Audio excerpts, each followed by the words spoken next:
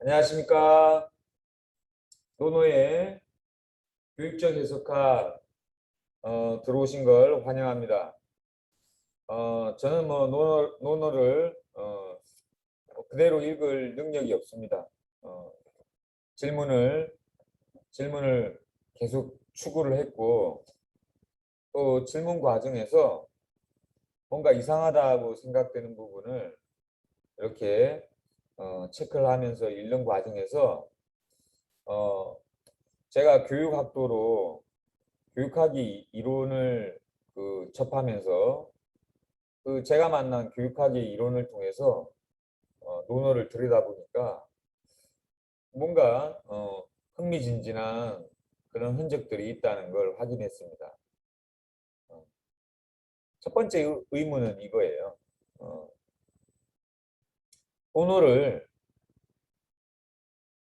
논어를 누가 기록했는가? 자, 논어를 기록한 사람들은 공자의 제자, 또 그 제자의 제자들이라고 볼 수 있습니다. 그래서 공자와 무관한 엉뚱한 그런 사람일 수가 없어요. 공자의 제자나 그 제자의 아랫 제자, 그렇게 해서 논어는 편집이 되고, 그렇다 그러면 공자와 공자 제자 간에 있었던 그 대화를 그 기억하고 남겼다는 건 공자에서 결정된 게 아니라 공자 제자에 의해서 결정된 거예요. 예. 공자는 무심결에 했던 말인데 공자 제자가 선생님 고맙습니다. 꼭 기억하겠습니다. 이럴 수도 있고요. 공자가 아주 어, 강조를 했는데 공자 제자가 그게 중요한지 몰라가지고 그런 기록은 남기지 않았을 수도 있어요. 예. 왜냐하면 이 논어라는 책은 공자가 봤을 리가 없잖아요. 하여튼 공자는 제자들하고 수많은 이야기를 하고 사건을 남겼을 뿐이고, 그 사건 에피소드 말씀 중에서 어, 특별한 것만 이렇게 기록에 남았다는 사실입니다. 그러면 이 기록에 남았다는 건 공자의 관심사가 아니라 공자 제자의 관심사인 것입니다. 여러분들은 나중에 여러분 인생을 회고하면서 무엇을 기록에 남길 것인가요? 그렇죠. 중요한 거, 특별한 거, 꼭 기억하고 싶은 거, 죽기 전에 꼭 남기고 싶은 거, 그런 거죠. 예. 근데 인생에서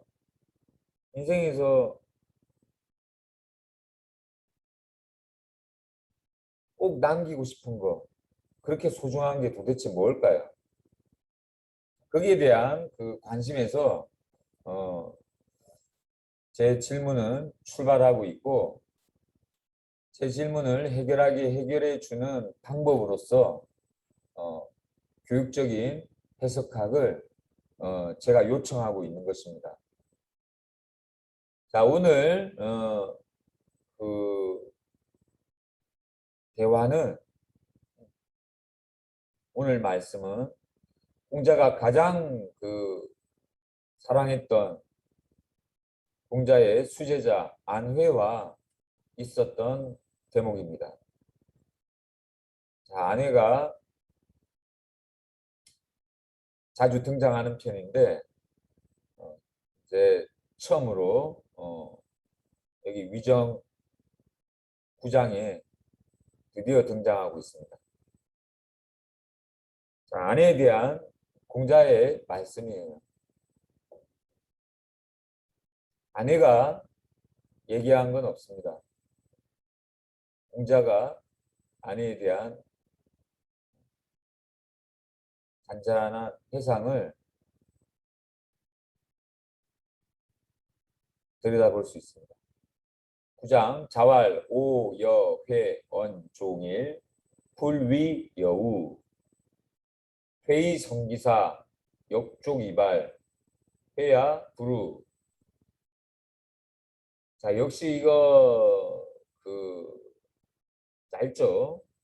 공자님 말씀의 특징은 대체로 짧다는 것입니다. 자, 내가 나오 더불어여. 회는 안회의 어릴 때 이름입니다. 회. 내가 한때 회와 더불어 회와 함께 말한 적이 있었다. 종일, 하루 종일, 예, 해가 끝날 때까지, 마칠 종, 해가 지기 전까지 말한 적이 있었지. 자, 이게 어느 때인지 하루 종일 제자와 이야기를 나눈다. 여러분 언제 이런 이야기를 나눌 수 있다고 생각하십니까? 할 일 없을 때? 예, 가능성이 있습니다. 할 일 없을 때. 서로 각자 뭐 하는 일이 바쁠 때는 하루 종일 이야기 나눌 수 없는 거죠. 어, 같이 어디 여행을 갈 때, 걸어서 어느 지역으로 어디로 이렇게 이동할 때 같이 걸어야 되잖아요. 아마 그 상황이 아닐까도 싶어요. 하루 종일 같이 걸으면서 말동무 삼아 이야기를 했었을 것 같은데, 근데 이때 불위, 거스를 위자, 거스른 적이 없었다. 그냥 얘기를 하면 서로 고개만 끄덕이면서 긍정을 하고, 또 아내가 얘기하면 공자가 끄덕이고, 자, 서로 거스른 적이 없었다. 말이 이렇게 술술 오고 갔다는 어, 그런 얘기인 것 같아요. 말이 술술 오고 간다는 게 뭔가요? 서로의 말을 이해를 수월하게 했다는 거죠. 딱 한마디 하면 그걸 알아채리고 서로 긍정할 수 있다는 것. 서로의 그 실천의 그 품위가 비슷하다는 얘기예요. 서로의 경험의 품위가. 예. 서로 지식의 수준이 비슷하지 않을까요? 예. 만약에 지식의 수준 차이가 나면 이런 사람들은 고급스러운 말을 할 거고, 이런 사람들은 저급스러운 말을 할 거고, 서로 어긋나는 거죠. 무슨 말이냐? 아, 제 말은 이거예요. 계속 이런 말 듣고 싶지 않는 거죠. 또 이렇게 말을 하면 못 알아듣잖아요. 무슨 뜻이에요? 아유 답답해. 예, 이걸 보면 공자와 안혜가 서로 지식과 품위의 수준이 대단히 가까웠다는 걸 엿볼 수 있습니다. 어긋나는 게 없었다. 예, 어긋나는 게 없어가지고 마치 어리석어 보였다. 참, 이 아내가 어, 계속 고개만 끄덕이고 있으니까 때로는 어리석을 웃자, 같으려, 바보같이 느껴졌다. 그래서 얘가 제대로 하나, 제대로 못하나, 그 사생활을 이제 그 엿보게 되잖아요. 평소에는 어떻게 지내나, 그래서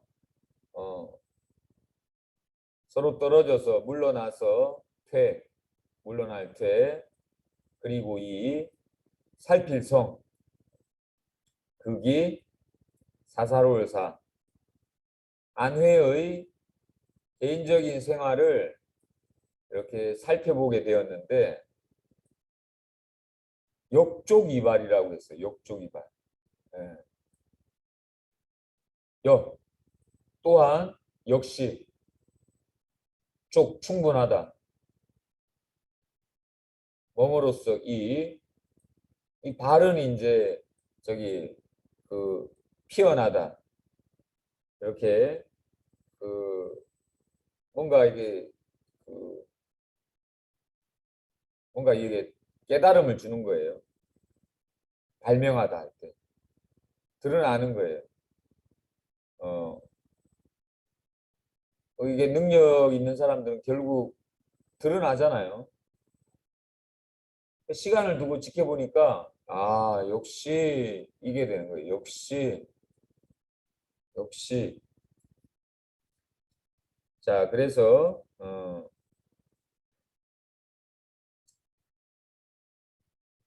아주 온몸으로 아주 충분히 어, 바라고 있었다. 그 숨어 있는 그 능력을 아주 뿜어내고 있었다는 거예요. 그래서 배야, 배는 말이야. 야는 그런 느낌이에요. 살짝 끊어주면서 이 숨을 고르고 있습니다. 배는 말이야. 바보가 아니야. 겉으로는 말 안 하고 있으니까 제가 뭐 잘하는 게 있나 없나 의심스러운 좀 바보 같은 그렇게 우직하게 보이지만 개인적인 사생활을 지켜보면 역시 주머니 속에 뾰족한 송곳이 나오듯이 아주 충분히 어, 나까지 스승인 공자까지 감동시키는 그런 능력을 발휘하고 있다는 것입니다. 자, 이런 제자 어때요? 이런 제자가 있으면 그 집단은 나아질 수 있을까요?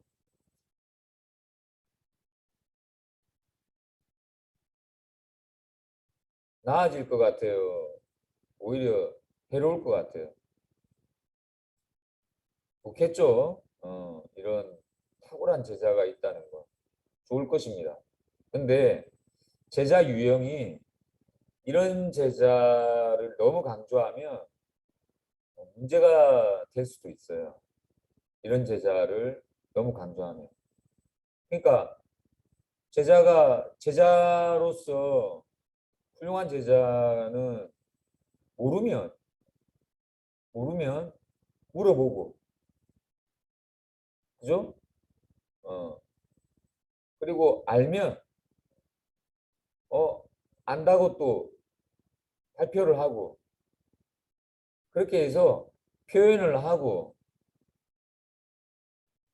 서로 말을 통해서 말을 조리 있게 하고 말을 엄밀하게 하고 말을 자세하게 하면서 어, 그렇게 해서 기록이 되어야지 이 조직이 이 제자 집단이 이 학단이 발전할 수가 있는데 발전한다고 봅니다. 근데 아주 탁월한 제자 한 명이 이렇게 말도 안 하고 바보같이 보이는데 유심히 살펴봐야지 이게 뭔가 이게 대단하다. 이게 시간이 걸리지만 그렇게 된다 그러면 이 학단이 이, 이 학교가 이 모임이 아니 어떻게 그 발전할 수 있을까 이런 생각도 해봅니다. 근데 우리가 우리 전통이 대체로 이렇게 말하지 않고 묵묵히 그 자기 할 일 하면서 실력을 기르는 이런 그 인간 유형을 높게 평가를 하고 있어요. 어. 이런 인간 유형은 어, 실력은 실력은 알짜 실력은 이거죠. 근데 언어 언어 표현에서는 언어 표현에서는 상당히 이건 그 좀 좀 부족하지 않나.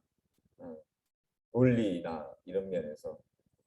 그래서 어, 지식의 축적, 학문의 발전에 있어서는 오히려 마이너스가 되지 않았을까 이런 생각도 해봅니다.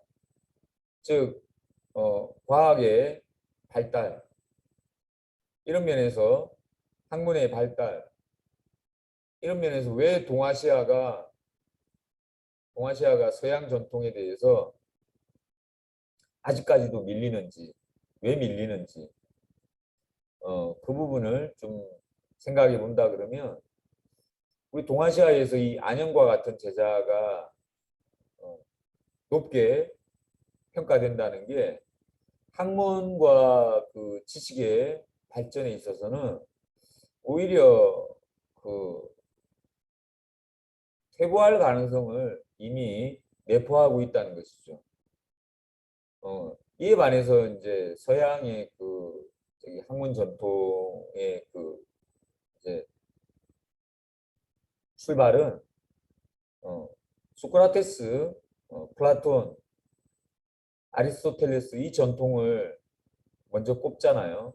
근데 그 히랍의 히랍의 전통은 계속 말을 조리 있고 논리적으로 자세하게 그런 전통에서 그 끊임없는 문답을 시도하고 그 문답을 통해서 어, 뭐가 더 적절한지 뭐가 더 옳은지를 추구한 그런 그 논쟁을 어,